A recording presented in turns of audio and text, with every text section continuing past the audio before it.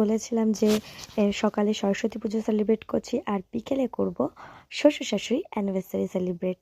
তো সেটাই আমরা এখন শুরু করে দিয়েছি আমাদের সব পরিবারের মিলে।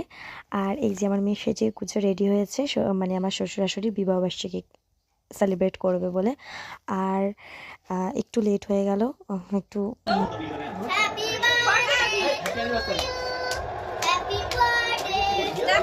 Happy anniversary.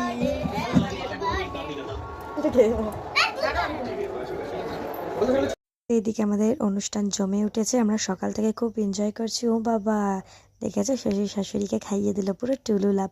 আর আমার মেয়েটা কি করছে, ওই যে মাঝখানে লাভটা লেখা লেখা আছে সেইটা খাবে। যদিও ভিডিও করতে করতে আমি লক্ষ্য করিনি, আর সবাই দেখছিল। তারপর যেহেতু কেক কাটাকাটি শেষ, দেখছিল খেলা। আর এই যে এখানে এখন আমাদের রাতের রান্না হচ্ছে, কিছু রুটি হবে, কিছু লুচি হবে, মানে লুচি সবটা হবে, রুটি অল্প হবে 4-5টা। আর আমি মাংস ছোলার ডাল করে রেখেছিলাম। আর আমার মেয়ে না নাচলে সব কিছুই, মানে সব অনুষ্ঠানই বৃথা। তো ওই যে নাচানাচি, তো হাঁপিয়ে গেছে।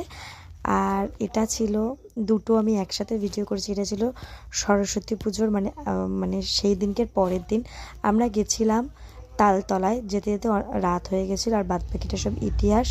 এই যে আর কিছু পাইনি, ভিডিও করতেও পারিনি, শুধুমাত্র একটা ফুল কিনেছি। ফুল কিনে এই যে টাটা বাই বাই হয়ে গেছি।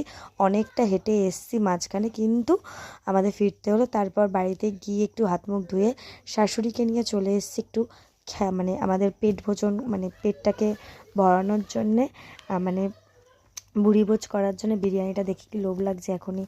যাই হোক, আমাদের মানে রাতের ডিনারটা সারতে এসেছি আমরা। শ্বশুরমশাই আসেনি, শ্বশুর বলল যে না আমি বিরিয়ানি খাবো না, তাই জন্য আসেনি। আর আমাদের এদিকে খাওয়া দাওয়া শেষ। আর আমার দুদিনের যে সরস্বতী পুজোটা খুব ভালো কেটেছে। প্রথম দিন তো বাড়িতেই কেটেছে, আর দ্বিতীয় দিন তালতলায় গিয়ে পুরো নষ্ট। যাই হোক, আর কি করা যাবে। টাটা।